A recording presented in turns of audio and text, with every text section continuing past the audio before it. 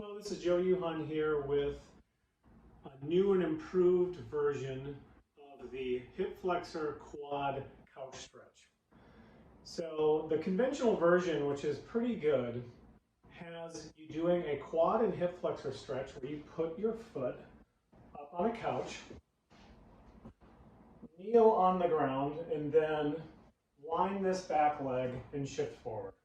This is a really nice stretch that's advantageous to other aspects of quad and hip flexor stretching because it winds up more of the tension, not only of the quad, but also the hip flexor at the same time. There's a few problems with this one.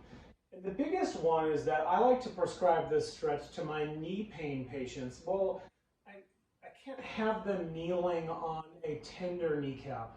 So this automatically disqualifies this one for me. Even putting them on a pillow may not be enough. The second thing is even though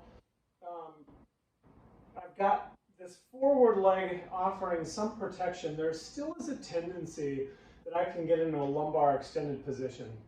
Not only do I lose the stretch that way, but it's also a stressful thing for the low back, so I don't really like that either. Lastly, I feel like a moderate amount of stretch, but I feel like if I could get this leg a little bit higher, I'd get even more stretch. And so that's bringing us to what I'm calling Joe's couch stretch.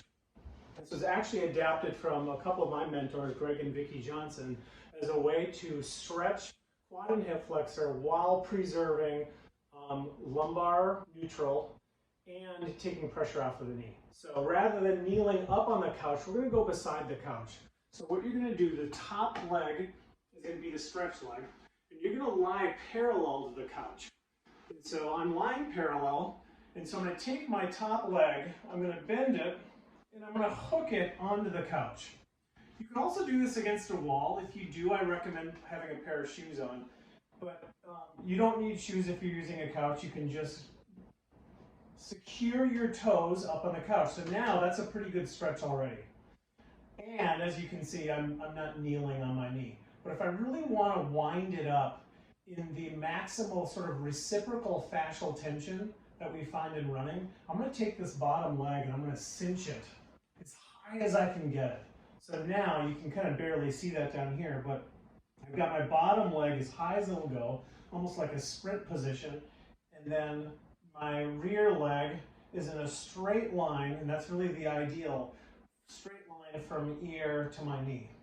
Now, a nice little bonus, besides keeping the lumbar neutral, really winding this up here, if I have an IT issue, that's usually IT band and TFL muscle tension, I can actually then work this down into hip adduction and get a nice extra stretch by doing that, dropping that down.